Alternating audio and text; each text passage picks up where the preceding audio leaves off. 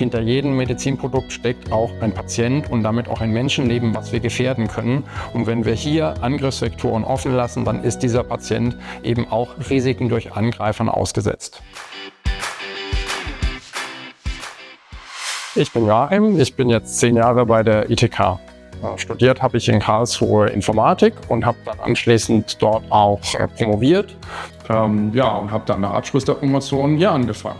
Ich habe dann erst Softwareentwickler, Software-Tester gemacht. Nach ein paar Jahren habe ich mein eigenes Team als Teamleiter übernommen und jetzt bin ich seit einiger Zeit verantwortlich für den Bereich Medical Cybersecurity. Als ich hier begonnen habe, da war Cybersecurity in der Medizintechnik noch gar kein Thema. Wenn man jetzt mal die letzten Jahre Revue passieren lässt, sieht man einen ganz klaren Trend, dass Vernetzung in Medizinprodukten zunimmt. Und sobald man solche Schnittstellen im Produkt hat, ist Cybersecurity auch ein Thema. Aus einer regulatorischen Perspektive kann man ganz klar erkennen, dass der Gesetzgeber mit der neuen MDR deutlich konkretere Forderungen bezüglich Cybersecurity-Maßnahmen definiert hat.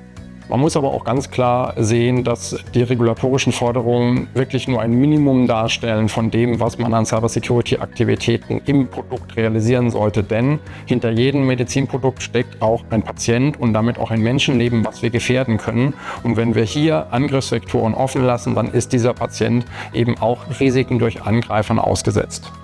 Wir sind bei ITK Experten für jegliche Aktivitäten, Cybersecurity-Aktivitäten durch den Produktlebenszyklus. Von der Entwicklung über die Post-Market-Surveillance bis hin zur Außerbetriebnahme des Produkts.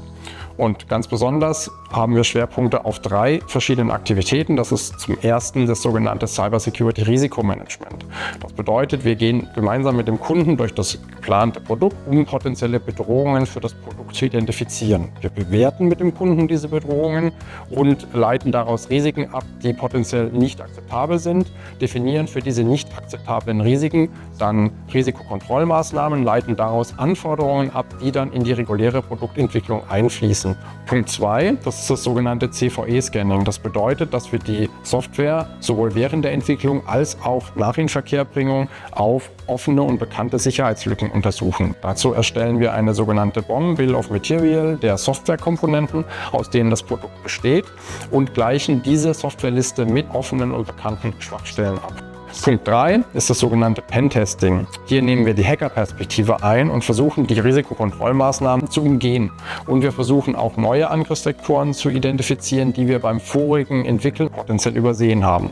Und den Output dieses Pentestings, den können wir dann nochmal in die Produktentwicklung einfließen lassen, um auch diese Sicherheitslücken zu schließen, bevor das Produkt in den Markt kommt. Mir macht es tatsächlich richtig Spaß zu sehen, wie das Thema hier in der Medizintechnik wächst, wie ich Kollegen dafür begeistern kann, wie ich Kunden mitnehmen kann, dass Cybersecurity ein wichtiges Thema ist für ihre Produkte. Und das ist was mich jeden Tag immer wieder begeistert.